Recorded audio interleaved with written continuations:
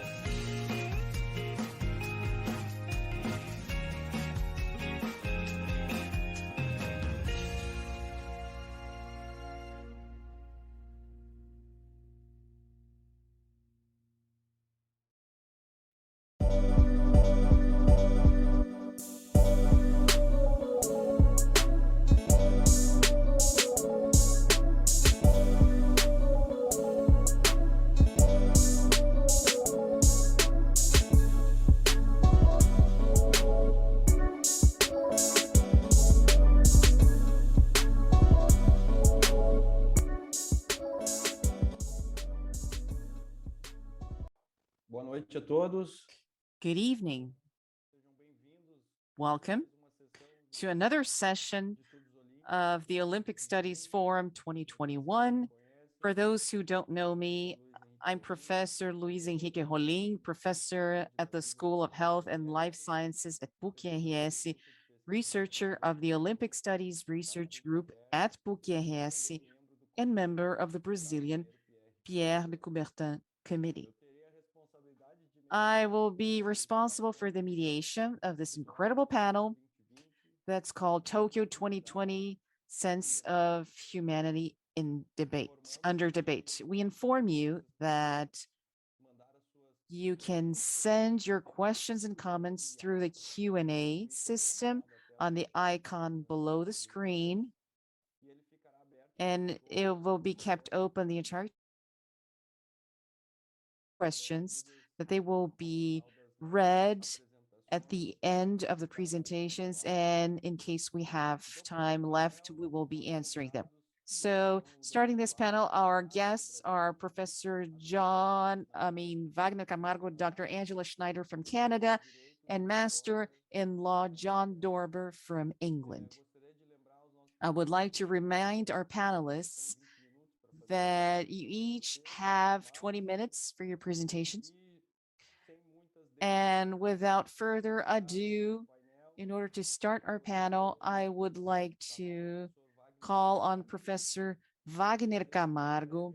I will just make a brief introduction of the professor so that you may get to know him a little bit more. Good evening, Professor. Professor Wagner Camargo is a sport anthropologist with researches in topics related to issues of gender and sexuality in sport.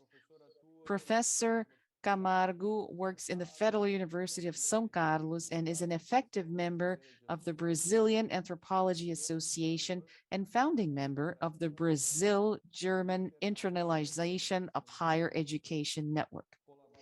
He is a permanent collaborator of the German Service of Academic Exchange and the Foundation for Support Towards Research in the State of São Paulo, FAPESP. Professor, good evening. Welcome. We wish you all a great event. Thank you. Good evening, everyone. Can you all hear me? Okay, perfect. Thank you for the introduction, Professor Rolim. It's an honor to meet you all. And for sure, this roundtable here will be made up of incredible discussions. I would like to thank especially to Professor Nelson Todd, who invited me to be here at this moment. And I hope to honor his invitation with the proposal that I'm bringing to the table that will discuss the issue of LGBT athletes in the Olympic movement of the Olympic Games. So thank you for this initial introduction. I prepared a text in order to stick to my points, and I hope there won't be any problems. Please let me know, and I hope that connection will allow me to make myself clear, and then we can afterwards, of course, follow through on a debate. So this text, my speech today, introdutório da mesa de debate aqui, dessa round table, né, sobre a questão de visibilidade e se essa visibilidade ela tem uma relação ou não com a representatividade e de que modo que a visibilidade se transforma em atividade, né? Eu acho bem sentido de humanidade debate, exatamente porque a partir de Tóquio, né, agora 2021, não temos mais como negar essa diversidade, essa pluralidade que tem aparecido no spotlight, né, na vitrine dos Jogos Olímpicos e que tem chamado a atenção de todas as pessoas, jornalistas, órgãos de imprensa e de comunicação e até da academia no mundo todo, né? Então, agradeço, como eu disse, ao Comitê Pierre de Coubertin, Comitê Brasileiro Pierre de Coubertin, em parceria com esse grupo de pesquisas de estudos olímpicos, né, da Pontifícia Universidade Católica do Rio Grande do Sul, que me convidou para estar nesse Fórum de Estudos Olímpicos 2021, né? 2021. Então, eu não sou estritamente pesquisador da linha de investigação sobre estudos olímpicos, mas, em geral, eu tomo o olimpismo como uma espécie de inspiração analítica, né? E, igualmente, impresso nos Jogos Olímpicos, histórias e trajetórias de atletas que servem para uma antropologia do esporte, que eu costumo chamar, né?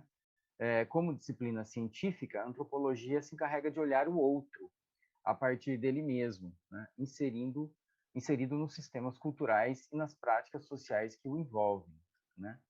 Então, se tomarmos, por exemplo, a opinião de um antropólogo do esporte, né, Kendall Blanchard, um antropólogo estadunidense, né, ele diz em um livro que ele escreveu com Alice Cheska, ele diz assim, abre aspas, né, como parte da cultura, o esporte está sujeito às mesmas forças e processos de transformação que os demais componentes do sistema cultural, né? Do mesmo modo, portanto, ele se submete aos mesmos estilos de interpretação que a antropologia produz, fecha aspas, né? Então, dessa forma, se pode falar em uma antropologia do esporte, que estaria encarregada de análises antropológicas do e no campo esportivo, né? De atores e instituições sociais envolvidas na produção e reprodução de signos e significados culturais que o esporte apresenta à sociedade. Em meu caso, no entanto, não me interessa o esporte olímpico como ele se apresenta, né, esse mainstream, né, e seus heróis ou heroínas. Eu busco histórias particulares de atletas que ficaram de fora de um circuito de glórias e do estrelato, né? Pesquiso histórias marginais que interseccionalizam condição social, gênero, sexualidade e raça, e que, em geral, acabam me conduzindo a atletas gays, lésbicas, transgêneros, intersexos, negros, indígenas e tantos outros. São casos fora da curva, de uma história que muitas vezes se coloca do lado dos vencedores.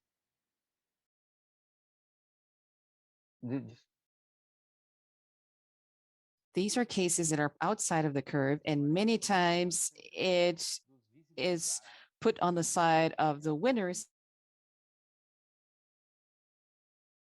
I look for the invisible or the invisibles in the field. That's why it's important to find the sense of humanity inserted into the Olympic sport and its CERN. That's if that is possible. For those that for this to happen, medias and sports entities and also people, they should look distinctly at these Olympic expressions and what they produce, while significant and references, to look more at processes and less at results, more educational sense implied and less glorification for isolated victories, more margin, less at the center, more towards gender and less towards sex. During my presentation, I would like to touch upon a subject that has inspired researches that I conduct. The participation of LGBTQIA+ athletes in the Olympic Games and their search for visibility and consequently representation. The Tokyo Games of 2021 have ended, and they may be considered the most LGBT in its history. They have left Rio 2016 behind because at the time, around 56 athletes declared themselves lesbians, bisexuals, and gays. In this Japanese edition, participations have increased into more than 180 athletes who have declared themselves non-aligned with the heteronormous norm matrix of sports. The numbers may be relative. They might be not expressive, but I think we should mention the particularity of this. Obviously, there is no equal representation of these LGBTQIA subjects at the Olympic Games, but this is expanding more and more. These distinct sexual orientations, these expressions of gender are becoming more visible and more representative at each Olympic edition. Curiously, if they were citizens of a country, these athletes would be ranked in 6th in the medal chart in Tokyo 21 with a minimum of 33 achieved and conquered. According to the journalist Ju-Won Holmes, the denominated LGBTQ team had, open quote, more athletes in the games than 190 of the 206 participating Olympic selections, 205 from different countries or territories participating in an independent form like Puerto Rico and American Samoa, and a team formed. Acho que nessa mesa, inclusive, falaremos sobre eles. Será que isso nos coloca horizonte novo e esperançoso na história de representatividade? Será que a visibilidade de atletas LGBT... Does this give us visibility to athletes LGBT to conduct a representation legitimate in this matrix? This would be, in fact, a bias of inclusivity of Olympism.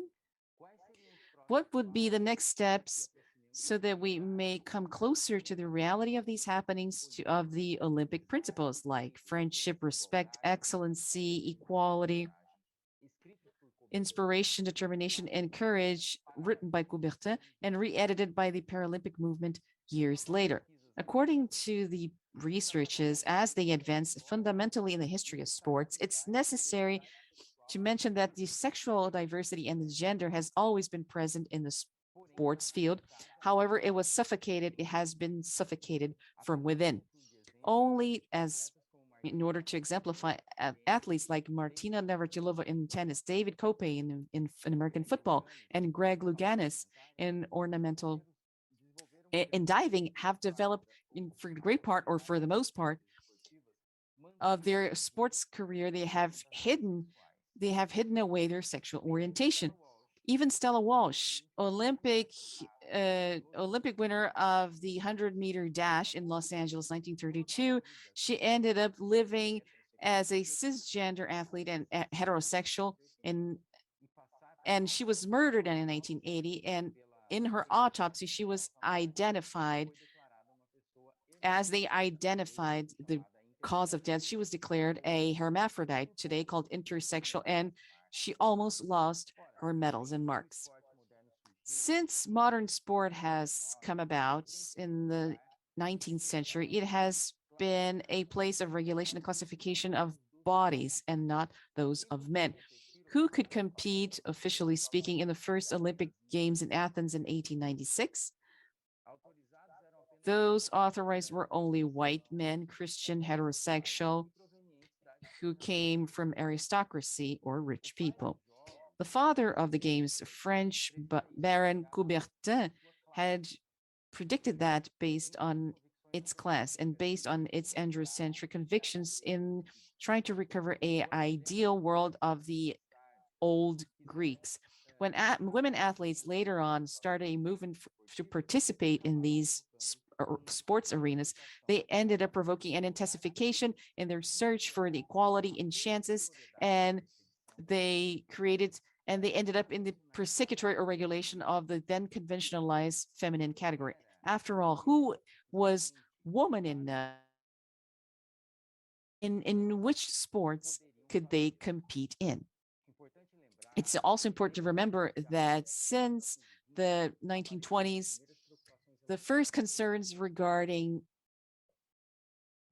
women, gender, and women competitors. An interesting case is of the Japanese runner Hitomi Kimui in the Olympic Games of Amsterdam in 1928. She was considered by the media of its country as half man, half woman. There were rumors that Kimui had been examined for 2 hours straight by men physicians so they could identify her real sex. Accusations of these nature have also appeared in 1932 in Los Angeles upon the cyclist Stella Walsh, a Polish cyclist, and 4 years later, they also Helen Stevens, the 100-meter dash American. She also underwent a very thorough examination, and she was declared a legitimate woman. In this sense, we cannot deny that these paradigmatic cases, they were established as paradigmatic in order to establish a modus operandi of the International Olympic Committee, and the same as the World Athletics in the face of these gender frauds. An issue that's still very complex in the sports field is the cataloging of these bodies that associates as only two possibilities the categories of men, male, and female, or what we consider respectively to be men and women. If, on one hand, few athletes have faced this heteronormative matrix in the trajectory of modern sports, on the other hand, confederations and sports federations ended up developing throughout the 20th century various forms of control and regulation of these bodies, and the tests for verification of gender, chromosomes, DNA are just examples of this. In this sense, and based on that historic moment, the institutions for control and regulation of these bodies in sports started perfecting in the subtleties in the arbitrary determination regarding differences in sexual development, hormonal levels, chromosomic variations in the presence or the absence of organic anomalies, physicals, among others, that could extirpate athletic advantages of some bodies above others. And what about the feelings of humanity towards these competitors? Where were those in history? Some suppose that the advent of the Paralympic Games in Rome in 1960, with the advent of that for people with disabilities, they could be perhaps a comeback of this sense. But history has shown us that the Paris sport of the Paris sports Olympics has followed an already known charter. Paralympic Games today are full of heroes and heroines are of the mortal humans with disabilities that barely have a wheelchair to move in their daily lives. If we take into account, so the case of the South African runner Caster Semenya, who had hyperandrogenism, a endocrinal disturbance that afflicts bodies of women and produces excess of testosterone. And because she had levels of testosterone that a very high level, she was excluded from the Olympic Games of Tokyo in 2021 because World Athletics said she would not compete under such circumstances. And Semenya said she would not compete under these conditions because she didn't want to consume more drugs. It is an athlete, a woman, South African, Black, and intersex. She had a lot of records in these tournaments. And so what exactly, how intense exactly was the persecution? Fair play, inhuman, or machismo in sports? So back to the medals, the LGBT team would cause jealousy to many countries of Tokyo 2021, in Brazil including, because they were a very difficult, but they were managed to achieve and gain 21 medals. So the criteria for counting, however, would be senseless, because in a total for this team, they would have LGBT medals for collective sports or modalities that are composed by many people. And it's what we have, for example, when we talk about two Brazilian results. Silver medal, Carol Gataz, lesbian volleyball athlete, and gold for Ana Marcela Cunha, aquatic marathon. Gataz did not win the medal by herself, but her result is counted into the results of the LGBT.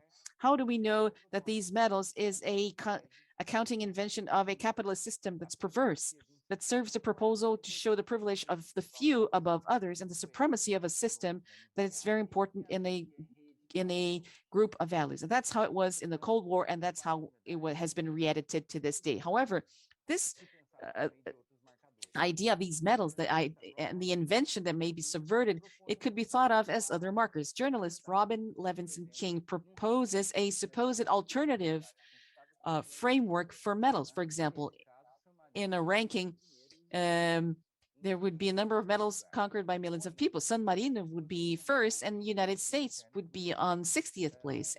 Or even if we would take the GDP per capita of participating countries like China and Russia, Brazil would take the 8th place and the United States 15th. It's important to understand that there will always be speculations that try to show the reality through these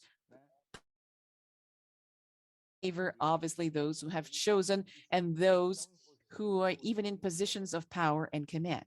However, where there is power, there is dominion, and there is also resistance. Where there is power and dominion, there is equally resistance. Michel Foucault has taught us that.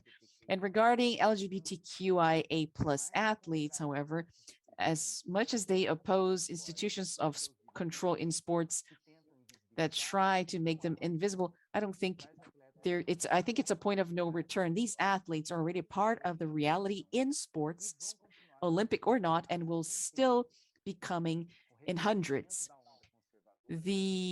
This conservatorship, worldwide conservatorship in the mechanisms of control will no longer silence the positionings of these people.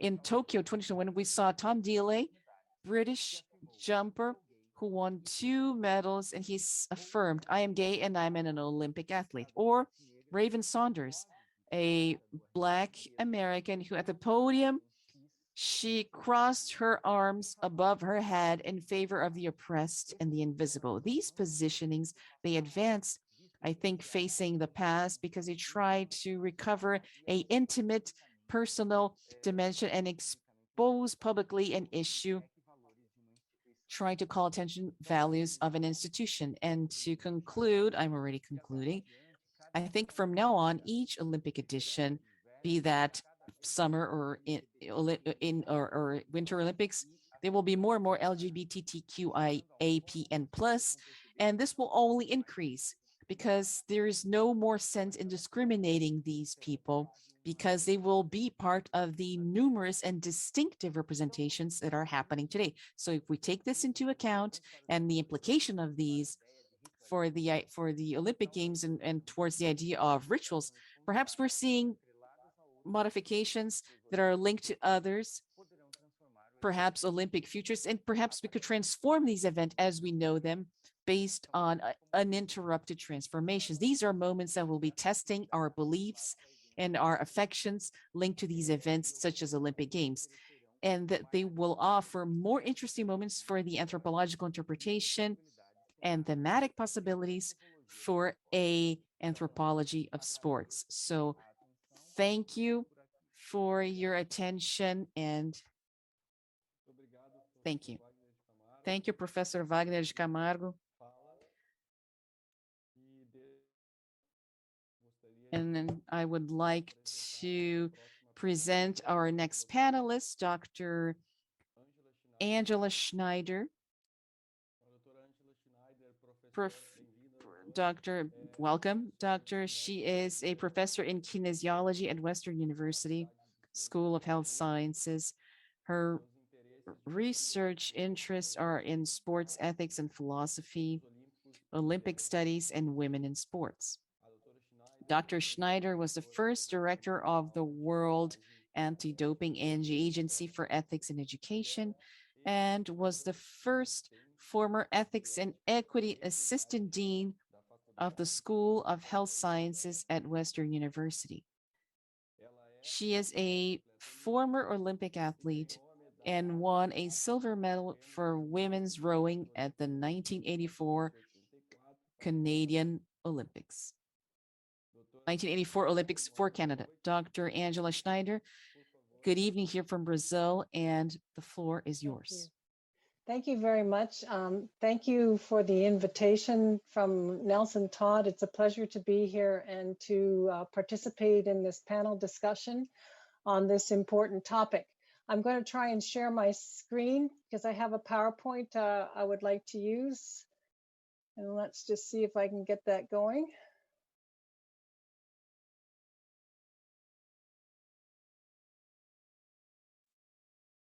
Can you see that okay now? Yes, perfect. Yes. Okay.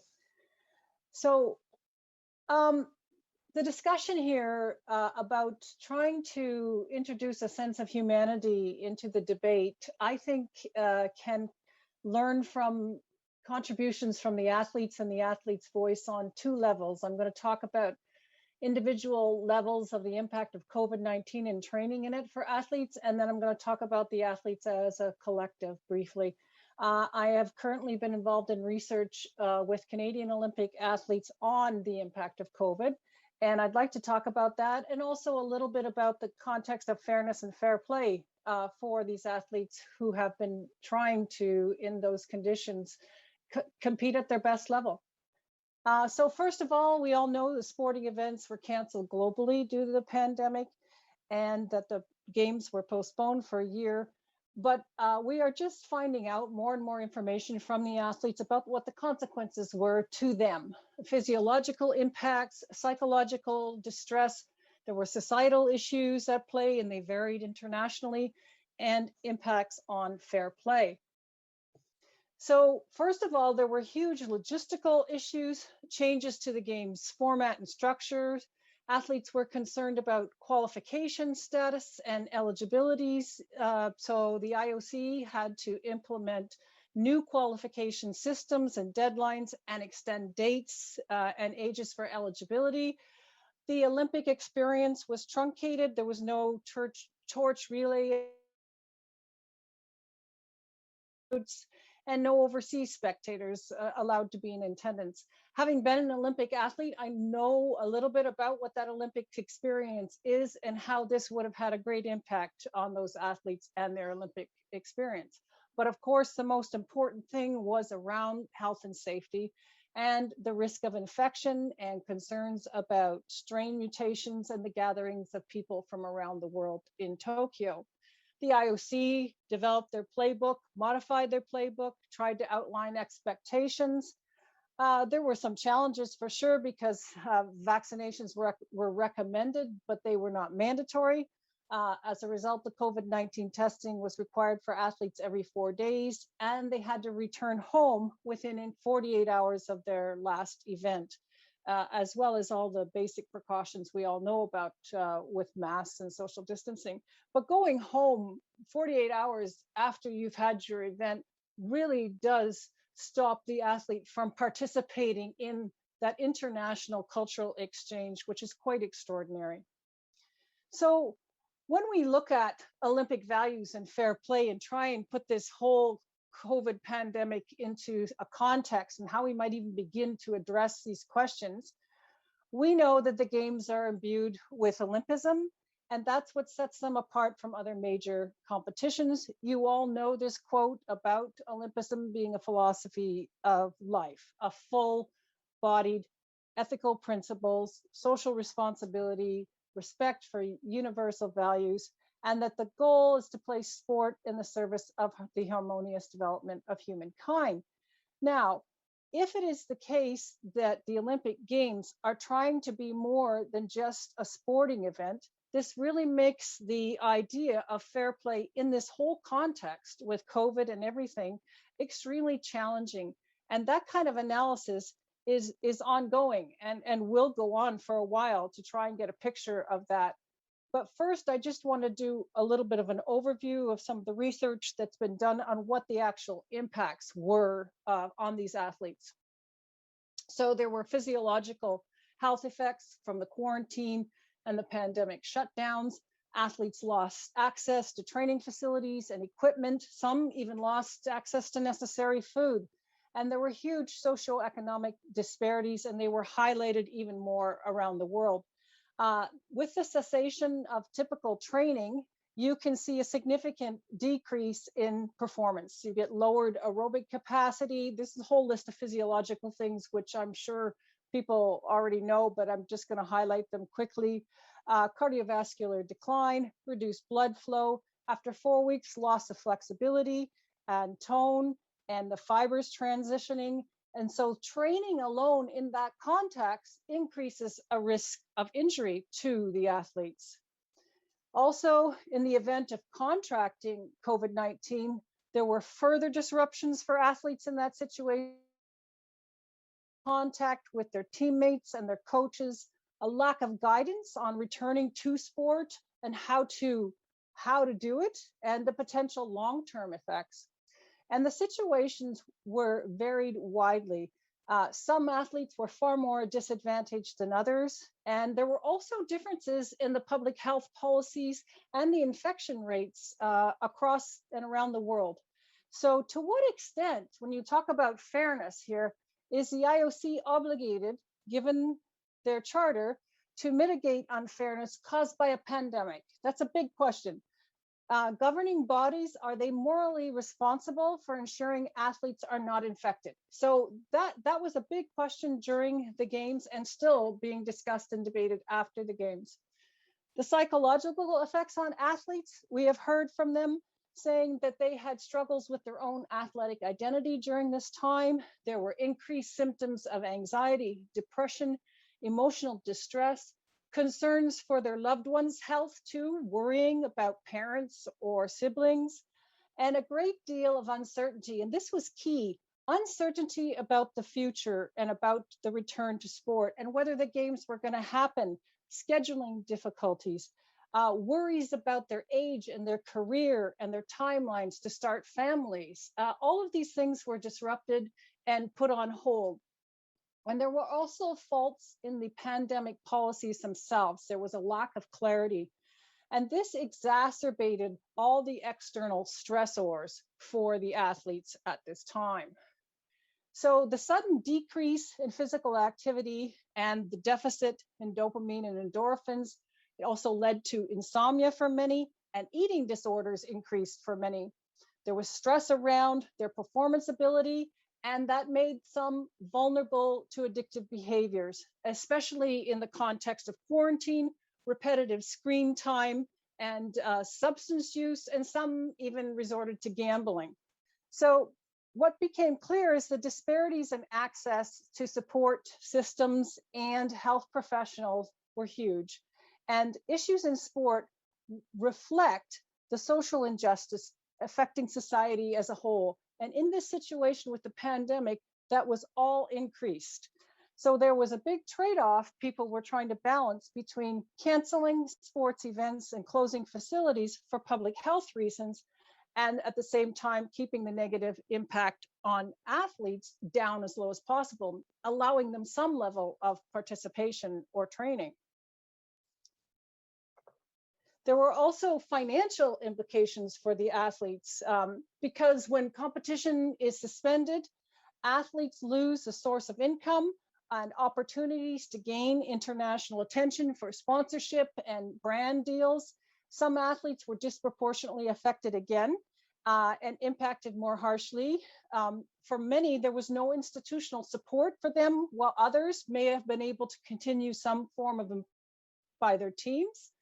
Athletes who had to work in side jobs as a waiter or a waitress had far fewer options, and with the economic shutdown and the closing of restaurants, and being an essential worker, if they were working in the healthcare industry, they also had added stress because there was an increased chance of infection, and that caused further mental distress.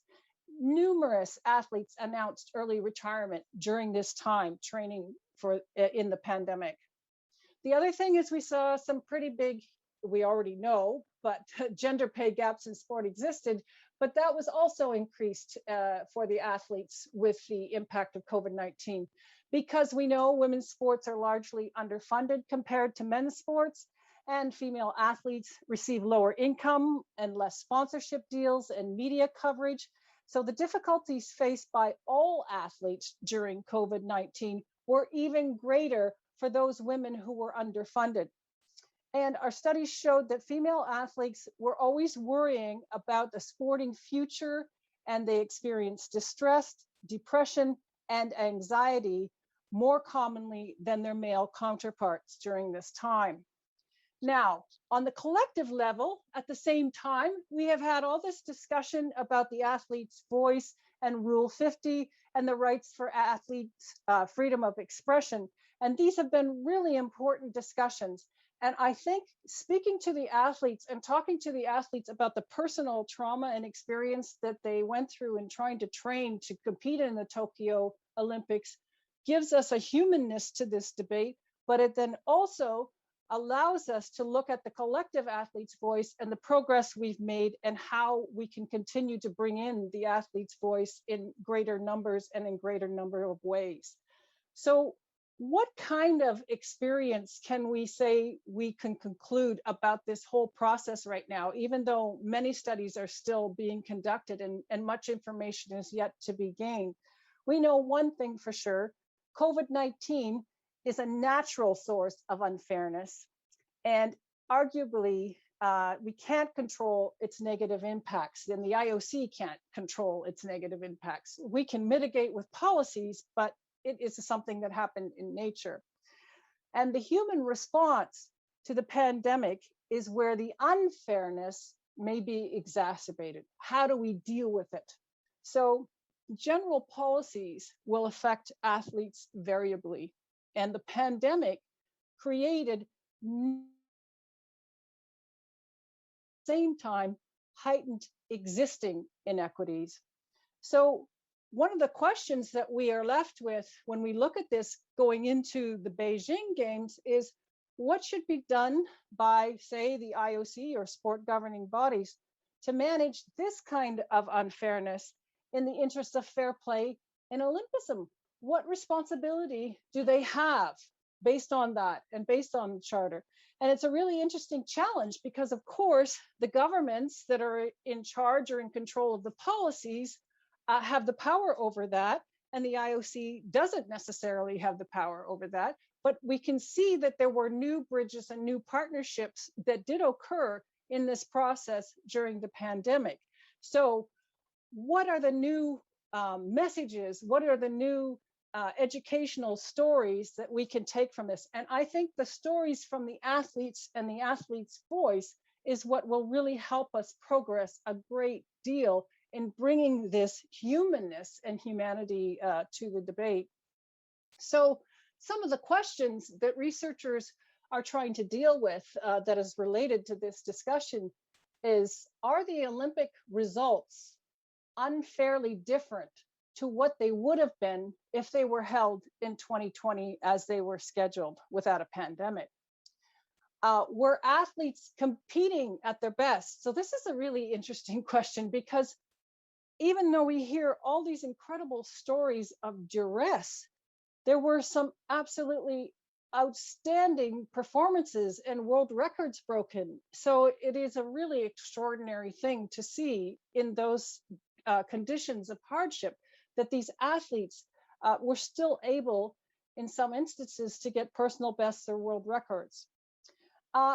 Were particular groups denied or unfairly given Olympic success? So, of course, countries coming from more wealthy socioeconomic backgrounds have an advantage because they could overcome some of those hardships that I described at the front end there that we heard from athletes sometimes through financial means. Now, sometimes having money didn't solve the problem about government bans or lockdowns and you didn't have access. You just didn't have access, but it could help to build bridges to get your way out of that. So it's an important question. Does holding the Olympic Games during a pandemic reflect Olympic values? So this is also a fundamental question that people have been asking. Does it make sense? Does it reflect the charter? Does it reflect Olympic values to charge through and hold the games anyway during a pandemic?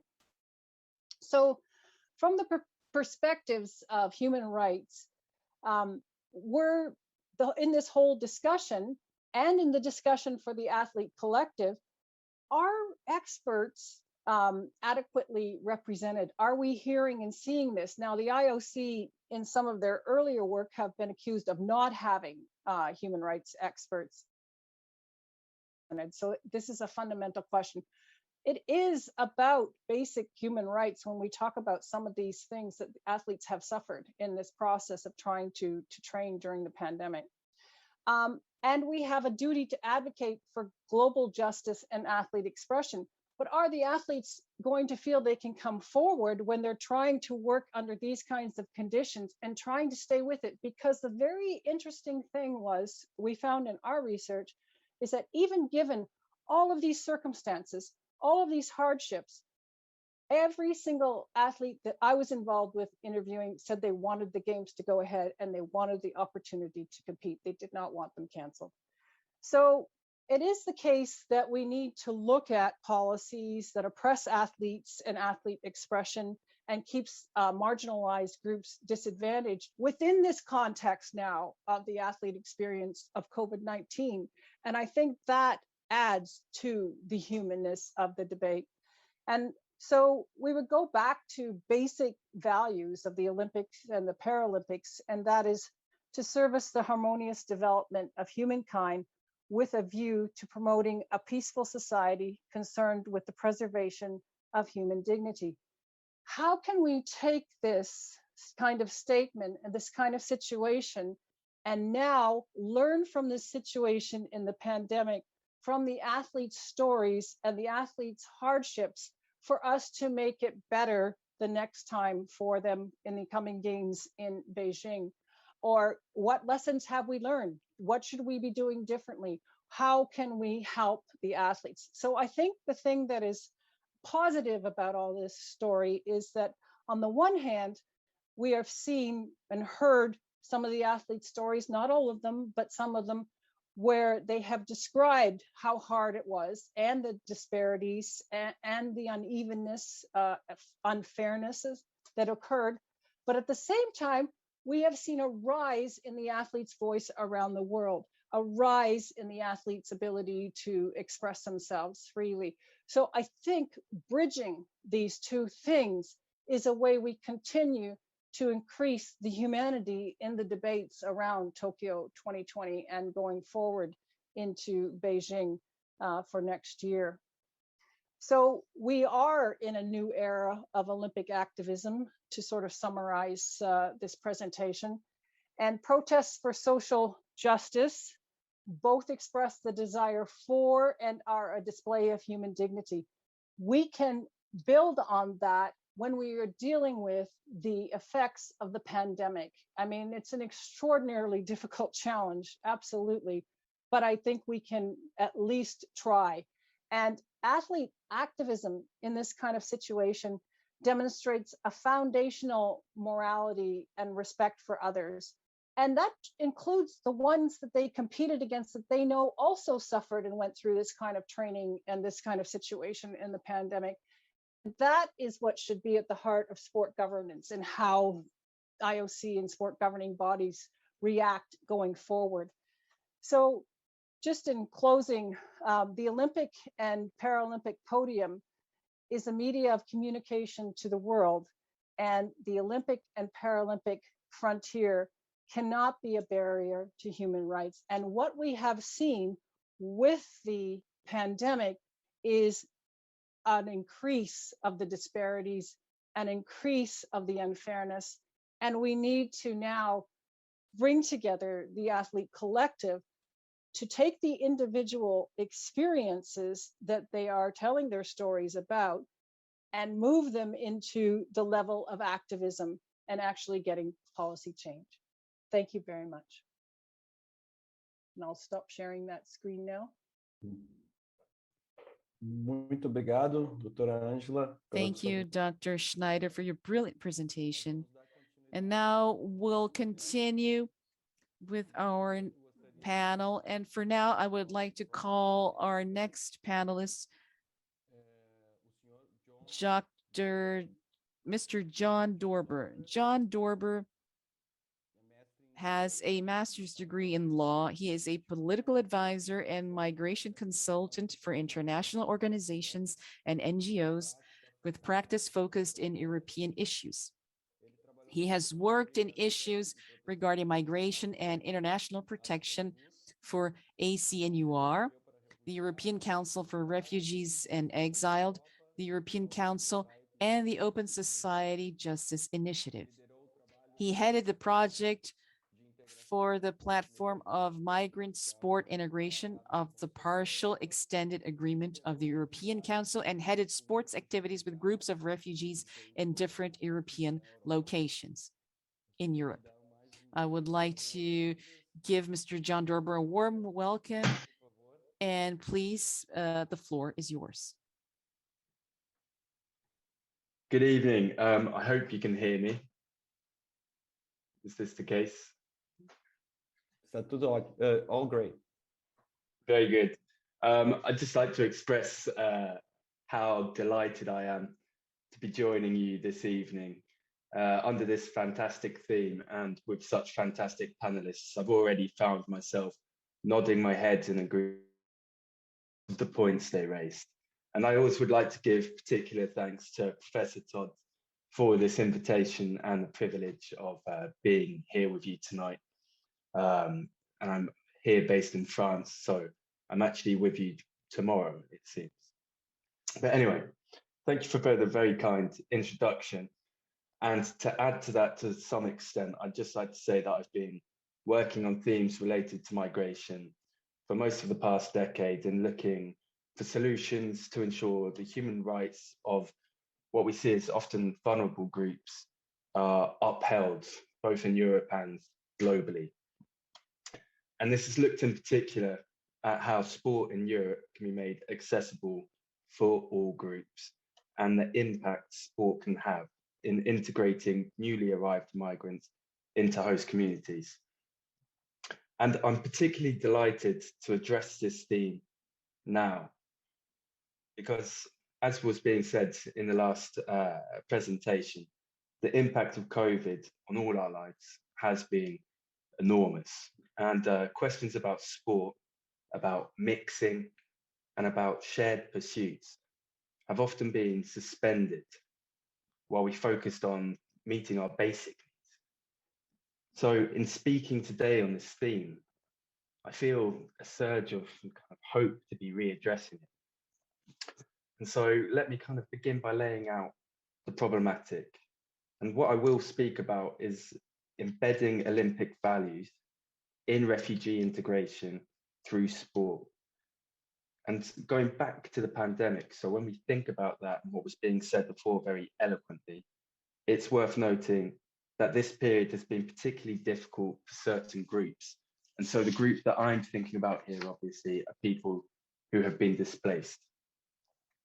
And the UN Refugee Agency noted in 2020 in a number of geographic regions, but let's take where we're being hosted tonight in Latin America, prolonged lockdowns and economic downturns disproportionately impacted refugees. And social pressures brought on by the pandemic took a really severe toll on displaced people's ability to integrate with their host communities. And this has resulted in changing the situation of many of these individuals from being self-sufficient and having the ability to go around their lives and support themselves, to having to rely on humanitarian assistance on a day-to-day basis. So what we can see there is there's a need for humanitarian reasons, for humanity, to recommence with as much energy as before to improve lives globally. So in this talk, what I'm looking at is how the establishment of the refugee Olympic team can be viewed as a powerful statement, I think, of the Olympic commitment to universal participation in sport. And the values underpinning this are well established in the sport movement and have more broadly found expression in a number of important international texts. And what I'm going to examine is what broader impacts can be envisaged by bringing these overriding values and applying them to historically underrepresented populations in sport. So here we're talking specifically refugees. And what I'd like to suggest is that multi-level action can provide a really important pathway for enhancing the integration trajectory for those persons who arrive in a country seeking international protection. And so the quote was already said in the last presentation about the goal of Olympism and placing it at the service of harmonious development of humankind. And what I'd like to bring out in that as well is promoting a peaceful society and preserving human dignity. And so if we see this as a fundamental principle, what we see it as is a really strong challenge to us and a challenge to the signatories of the Charter in implementing these obligations. And it's never been more appropriate when we're confronted by a world that's faced by upheaval, suffering, and conflict, which led to higher and higher numbers of people being displaced in need of protection year on year. But I would like to note here that they're relatively stable numbers, so we shouldn't catastrophize the number of people who are displaced, but we should be aware that they are ever-growing numbers, and it's not a problem which historically is going to fade away. It's something that we have to confront and we should look to take action on. And throughout the Olympic movement, I think that we can see that there are a very large number of powerful symbols and gestures, and these can open the way to dialogue and open the way to a more peaceful future and open the way to new opportunities for every group. And so we see the Olympics trying to confront major issues of our time and reflecting back to us who we are, where we're at as a global society and who we aspire to be. And so I think this was patently the case when we view the establishment of the Refugee Olympic team initially in 2016. And as the number of displaced persons due to conflict, persecution, or discrimination continued to grow, the Olympic movement took strong action to provide a space that reflected its values, that proves that sport can be for all. And it demonstrated solidarity for the loss of homeland, the separation from families, the loss of social networks that displacement can entail, by ensuring that those who may have suffered such loss remain part of this global community, and that the universality of the message of friendship of the Olympic movement is as relevant as it has ever been. So the establishment going forward of the Olympic Refugee Foundation, the use of the Olympic solidarity mechanism for enhancing this, and the identification selection process, this has functioned quite well, and we can see the number of the refugee team grow massively for TÓQUIO, and the commitment to this for 2024 also is a positive signal in this continued push for sport for all. But the challenge, as I see it at least, is how to follow this lead, how to follow top-level messaging at all levels of the sport movement. So how do these values translate more widely to daily action? How do we provide avenues that help break down barriers that may exist between different parts of our society? The benefits of participation in sport are closed all too frequently for refugees. And as I said before, these are people who have been uprooted from their homeland, finding themselves in a new country. And the separation that I was referring to before can compound the precarity the situation presents. So sport can be a good tool when we're looking to enhance community cohesion and their social health in a new society. And these fostering of sense of belonging is something that I think that the Olympic values ask all of us as we continue our journeys in sport. So interrogating this idea, I wanted to look at the role of sport as a vector for integration. And I apologize that it's a very European perspective that I'm presenting today, but that's where most of my practice has lied in the past. So looking at sport and integration, and first let's examine integration. So it's a multi-dimensional process, and this has numerous social, educative, spatial, and economic facets. So effective integration has been defined by organizations like the OECD as people from outside host society, achieving the same social and economic outcomes as natives. And so currently in the European space, those who have arrived in Europe currently fare worse than native citizens in relation to nearly all outcomes such as employment, education, social inclusion. And also people with a refugee background face particular difficulties, which may include the further vulnerabilities, lack of documentation, inadequate housing, inactivity during long asylum procedures, but also, I think pertinently, cultural and language barriers and risks of stigmatization. So all these added vulnerabilities can impede integration prospects. And the studies kind of suggest that migrant groups might take 15 years to reach similar employment rates as native-born populations. So it's an extremely long trajectory that we look at the moment if we function in the way that we currently are.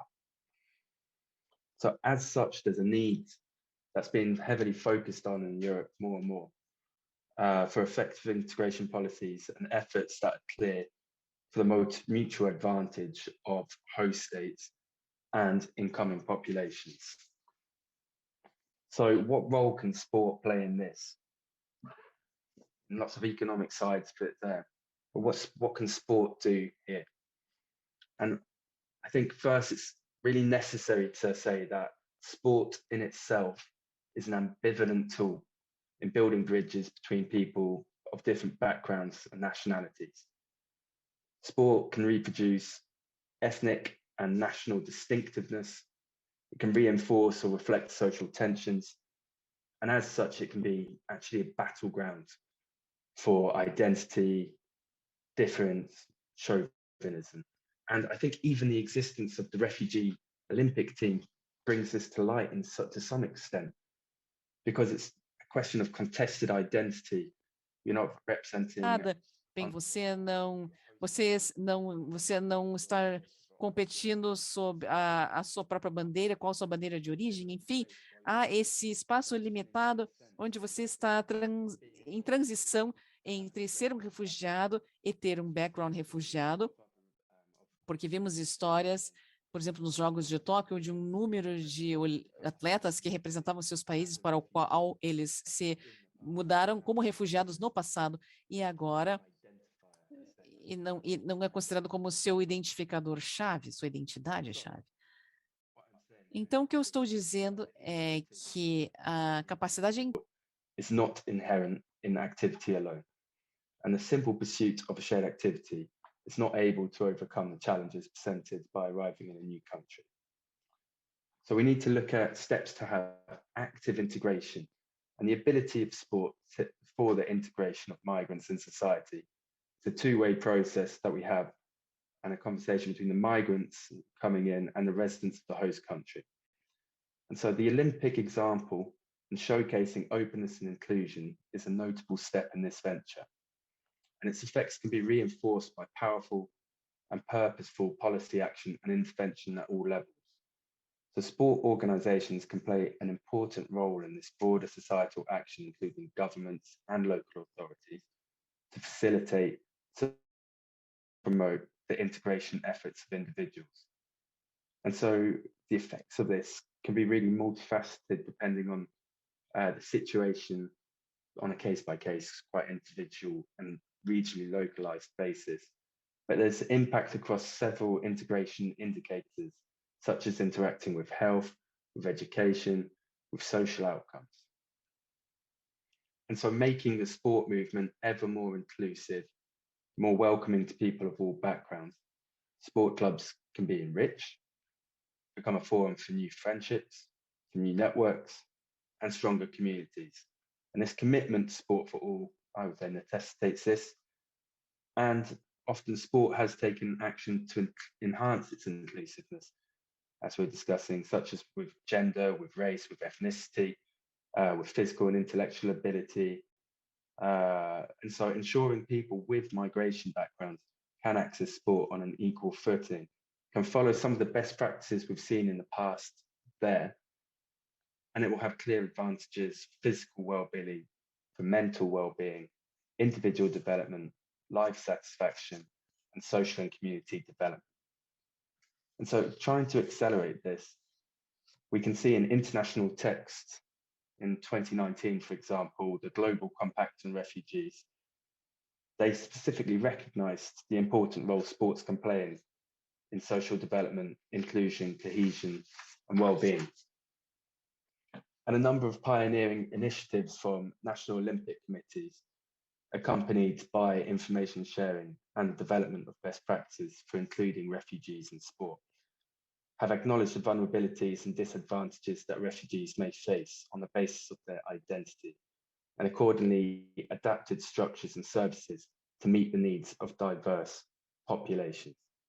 And I think that some of the most long-standing ones can be seen in Germany of integration through sport, but also you can see very practical barriers removed by certain Olympic committees in conjunction with government action, such as in Portugal removing some of the costs for refugees to participate and to train with sports clubs.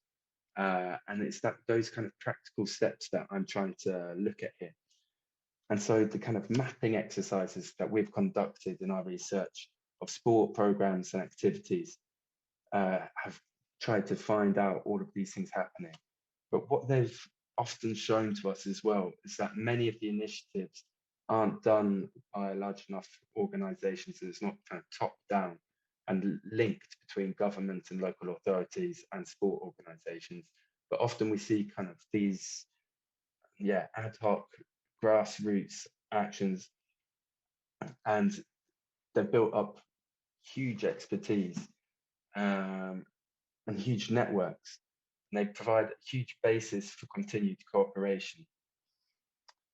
And so,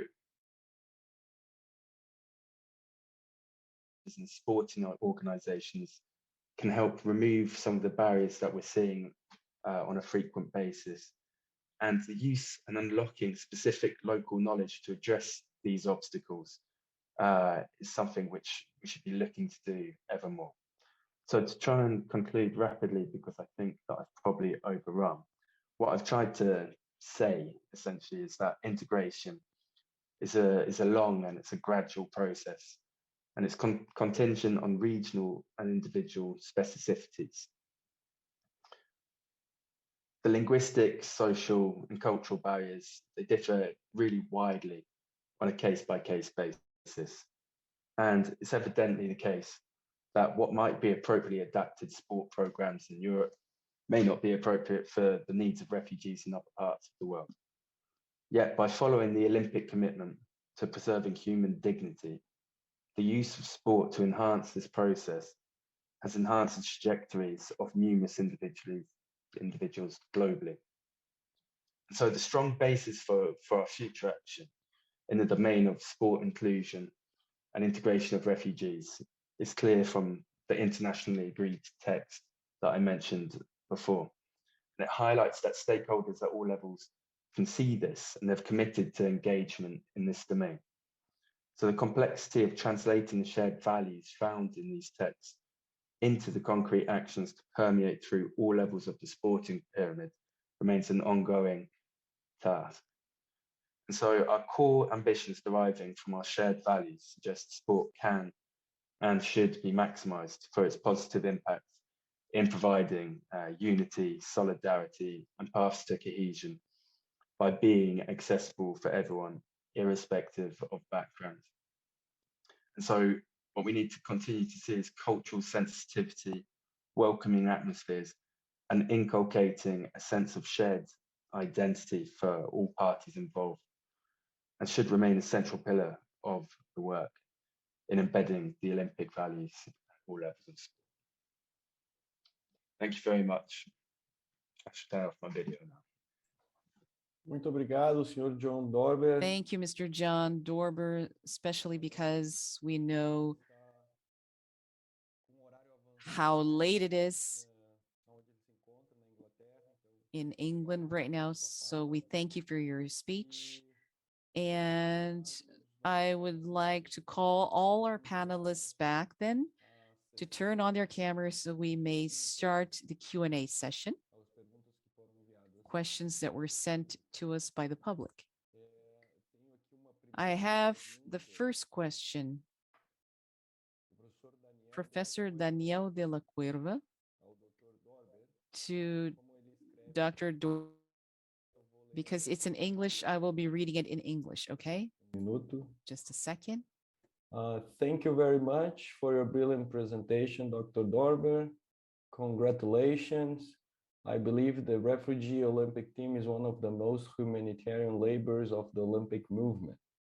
What do you think the evolution for the future times to come? Thanks a lot. This is the question of our dear friend, Daniel de la Cueva. First of all, I would like to send my greetings to Daniel, and it's very good to hear from you, and I hope you have been well. I agree with you that I think that it's been an incredibly important initiative of the International Olympic Committee.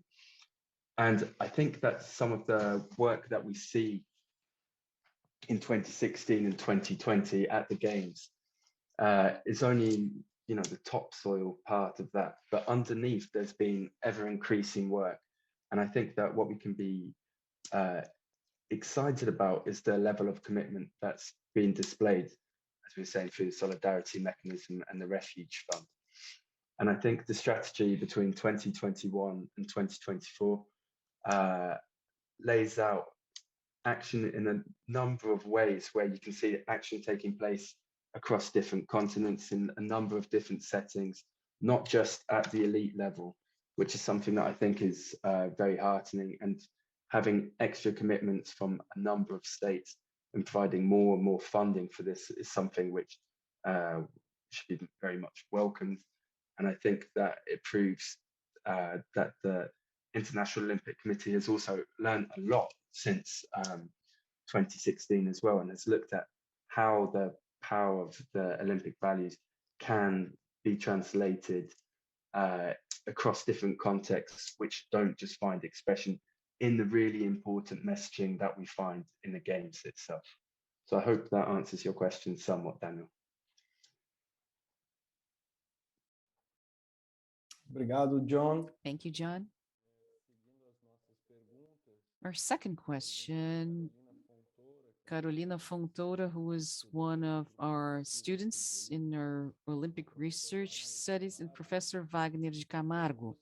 How do you see the relationship between human rights and policies for gender in women athletes? Hi, Carolina. Can you hear me? Yes. Hello, Carolina. Good evening. Thank you for your question. I hope you're well.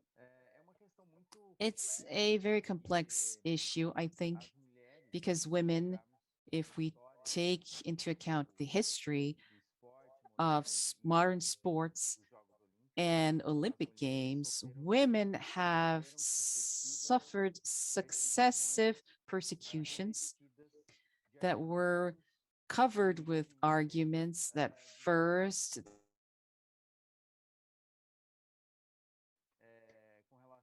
in regards to sports who were made for their bodies and nature. And then as a way of protection, this ended up creating an infinite quantity of control over these women's bodies. So if we think about human rights, we already have a deficit of rights for women. Women have fought very much, athlete women have fought very much to be able to participate in sports as we know today. And we know that many situations in many countries, they do not ensure women participation or prohibit these women to participate in sports.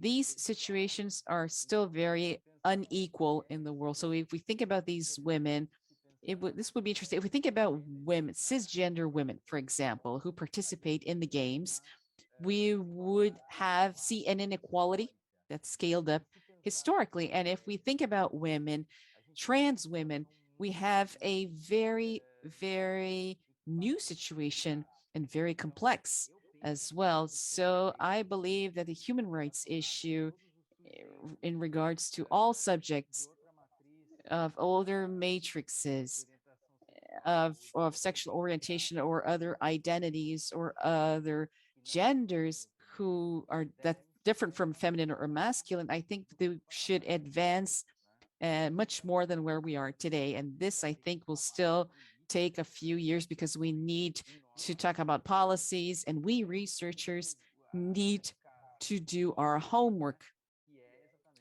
which is exactly right about these issues, about the topic, and research even more, and to pressure these organs, these sports institutions, so that they may give attention to these special conditions, for example, of people who, for example, I like to mention trans people because it's something that's actually something very new, and to give attention to these people and their desire to practice sports.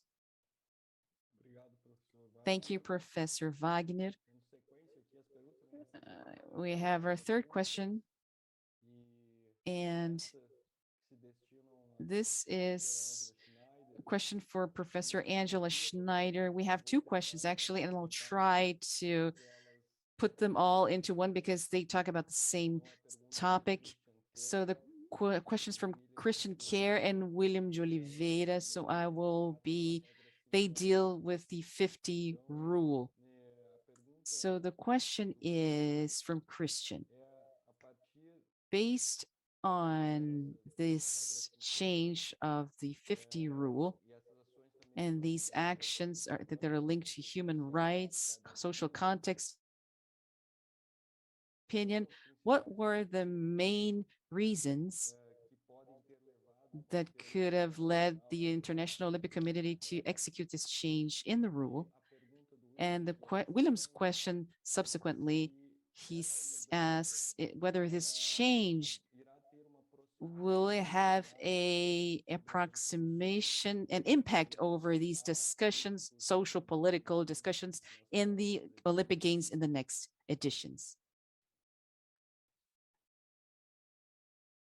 O seu microfone, por favor. Your mic is off. Okay, thanks. It's a great question. There's definitely, I think it reflects a shift in the IOC for sure. The changes, they move slowly. It takes a great deal of pressure to get a shift. So this is extraordinary that we get some shifts here. Now, to practice the principle of charity, you know, and actually looking at what arguments could there be against athletes having full freedom of expression and freedom of voice at the Olympic Games during the competitions and during the ceremonies. You know, there are some plausible counter arguments I think we do have to think about. So, for example, we have had the athletes' freedom of expression lead to some of them saying, I'm not going to compete against that athlete because they're from that country. And so they withdraw from the competition. That's not the Olympic spirit. That's not a freedom of expression that promotes peace and that promotes Olympism. So if you open it up completely, you really have to be prepared for potential consequences that can go the other way. Also, athletes who are from countries that have totalitarian regimes that control their messaging, they may demand the athletes say something about what they want them to say and not represent the freedom of that individual athlete. So those are the sort of counter measures that some people have cited for why we can't completely open up this athlete freedom of expression. However, I think all of it is moot because of social media. I think the athletes have the athlete voice has progressed so much with so much freedom because of social media where that is available, because it completely undercuts. There's no middleman. There's no media interpreting. There's nobody interpreting. They just send their message. It's their voice and they put it out there. So I think the athlete voice is still going to get out there regardless of Rule 50 for the most part.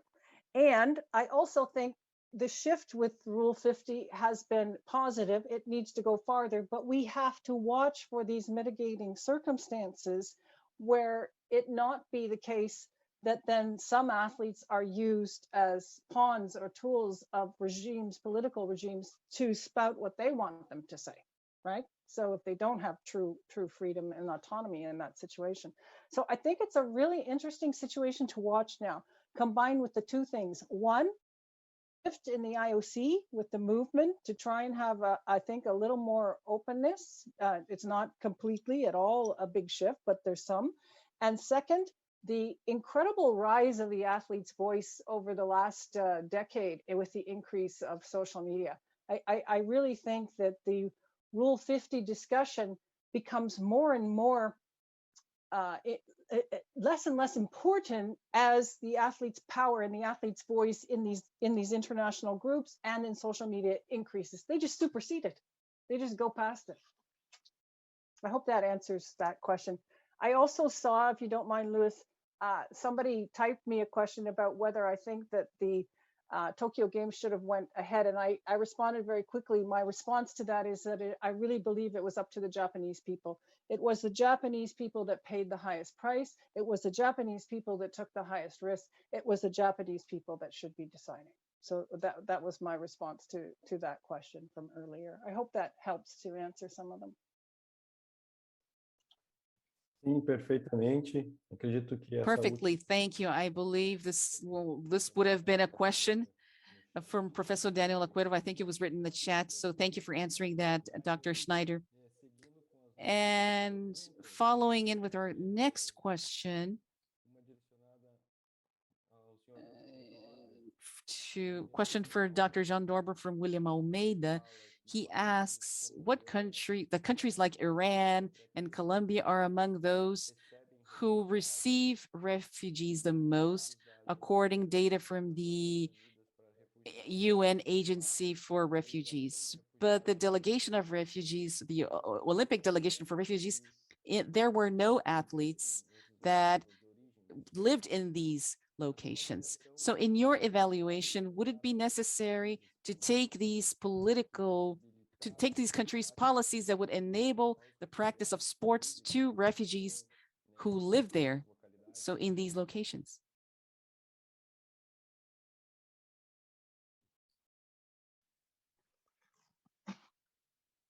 Well, that's a very good question. The complexity enters because Colombia and Iran, respectively, do receive large numbers of displaced persons.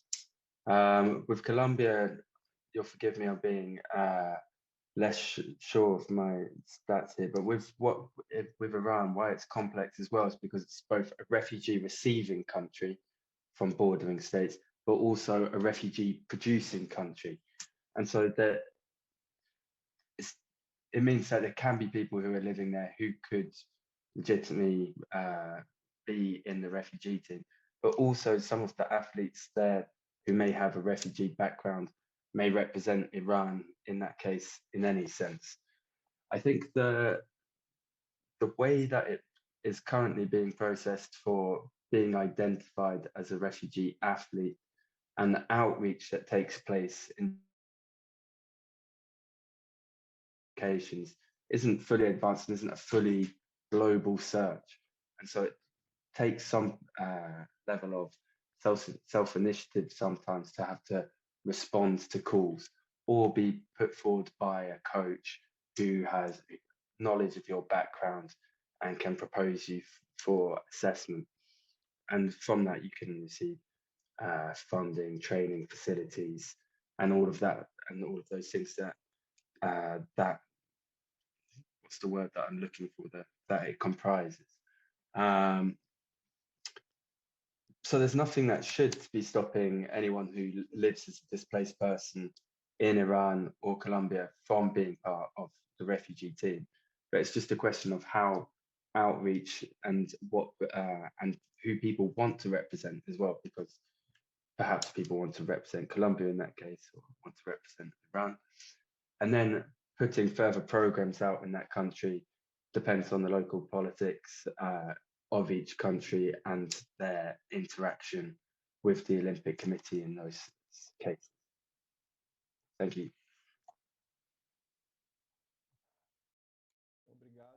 Thank you, John.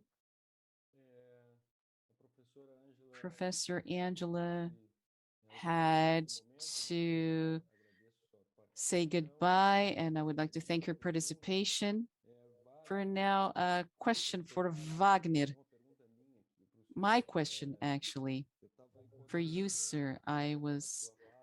During your lecture, I was thinking we were seeing in the television some difficulties of various commentators when we had a non-binary athlete and how they would refer to these athletes.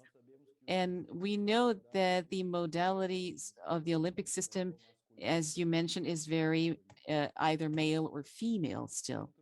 And within this perspective, what would be a way to classify or a new guideline, perhaps in a more humane way, in the face of this new scenario that we're seeing? Thank you, Professor Luis. It's a pleasure to hear a question from within our table. I'm very happy for that. Well, it's not a simple issue. I think it's a difficult question to answer. And I think based on what I've been studying in the last 15 years or so regarding the sexuality in sports issue, I think we're facing a crucial moment right now that's fundamental because we need to review. And I agree with Professor Dorber, who just spoke right now regarding the refugees. that we should listen to these people, to these non-binary people. We should hear non-binary athletes in order to accommodate the system and give them a possibility of human inclusion, of insertion, on the insertion of these people. So we cannot make a decision like that. But it's a fact that sports, the way it's presented, sports as we know it, has a fault as a system. We cannot keep on classifying categories as they are still being put, male categories, female categories, because even among men who compete against themselves and women who compete in feminine competitions, there are different between these bodies, of course. So the whole idea of equality, chance, because it makes no sense when we take two individuals of the male sex and that have different levels of testosterone, perhaps. And if we think about this biological principle of the hormones within each one of these bodies, it would put to the ground the competition in this category. Of course, it's a long discussion. I don't know. I don't have an answer for that, obviously. But if we look at the Paralympic Games, for example, we see that within the world of these disabilities, there are a lot of implications. For example, we have a lot of classifications going on. And would this be perhaps a model? I don't know. Would we need to create other categories? I don't know. I really don't know, because we need to elaborate. We need to listen to these people. We need to conduct more research in order to think about a proposition, in order to redimension this in the future. This will be inevitable. Changes take time, like Dr. Schneider said, changes take time. But in a given time, society from one side and the organisms and these organized institutions who organize these events on the other side, they will start to understand and see that they need to rethink, and they need to think of new referrals. And I think that's what we need to think about. Thank you. I thank you, Professor, for your answer.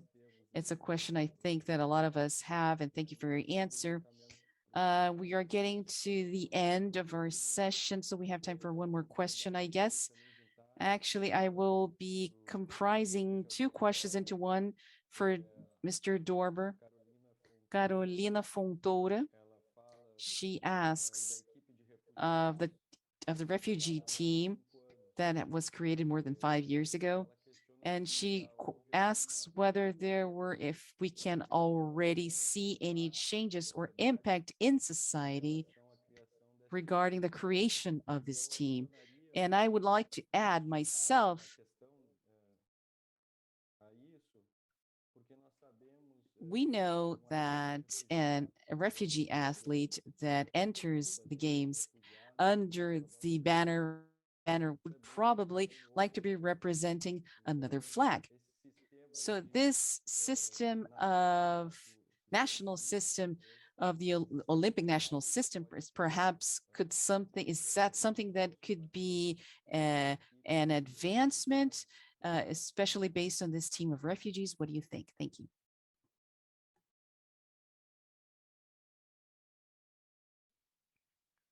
So with taking the first question first, can we already see an impact? I think with this, we can look at societal changes, and often this in Europe takes the route of they look at different attitudes. And what we've seen in the first half, 2010, 2015, we saw the views towards migrants and refugees be quite vindictive in some ways, and it being seen always as a problem and an issue, and negative outlooks towards people from those backgrounds. And since then, actually across Europe, pessoas, e ao longo da Europa, na verdade, você pode ver, não há movimentos particularmente grandes, mas uma tendência positiva para a atitude dessas pessoas quanto a pessoas com esse background. Mas isso, claro, tem muitos fatores em jogo, e é difícil apenas escolher uma coisa, e é impossível isolar os refugiados, o impacto dessa equipe de refugiados olímpicos. O que acontece frequentemente é que há uma mensagem positiva em relação à migração quando falamos da sensibilização quanto aos refugiados e por que há esse movimento de refugiados, o background dessas pessoas que são refugiadas, e a atitude da sociedade está melhorando e entende a necessidade dessas pessoas por uma proteção internacional e tentam ajudar essas pessoas que entram na sociedade que é diferente da deles e tentam uma vida num novo país. E você pode ver isso acontecendo de formas intermitentes, mas não é sempre uma questão contínua. Então, eu acho que esse desenvolvimento lidando com esportes de uma maneira mais aberta, mais ampla, acho que isso pode ajudar, mas precisamos cuidar para criar uma segunda narrativa com essa equipe olímpica de refugiados. Os migrantes são apenas aceitáveis em uma sociedade se eles também forem atletas incríveis. Eu acho que o que isso causa um impacto negativo. Você precisa ser fantástico, você precisa ser melhor do que o seu colega, você deve ser perfeito em tudo, coloca essa pressão em cima da pessoa. Eu acho que não devemos exagerar nessa questão da narrativa, mas focarmos mais na questão da inclusividade. Pensamos sobre sistemas nacionais e quem representa o quê, sob qual bandeira. Bem, eu acho que isso acaba sendo uma questão de escolha individual. Primeiramente, a equipe olímpica de refugiados, eles realmente representam, porque eles estão um passo atrás dessa questão da nacionalidade, da distinção dessas linhas dos esportes olímpicos. Então, se olhamos para decisões históricas sobre a inclusão de refugiados nos Jogos Olímpicos, e são decisões que foram deferidas, acho que desde a década de 50, 60, enfim, em discussões de como incluir os refugiados, e eu acho que isso tem sido empurrado e esquecido por um tempo, e agora podemos ver que isso é um movimento que está começando a voltar de uma forma bem positiva. E quando você está escolhendo a bandeira que quer representar, é difícil porque muitas das pessoas que estão nessa equipe querem mandar algum tipo de mensagem de esperança e o poder de superarmos essas dificuldades. Então, termos a oportunidade de ter essa plataforma junto com a equipe olímpica de refugiados, eu acho que isso continuará tendo um efeito positivo daqui para diante.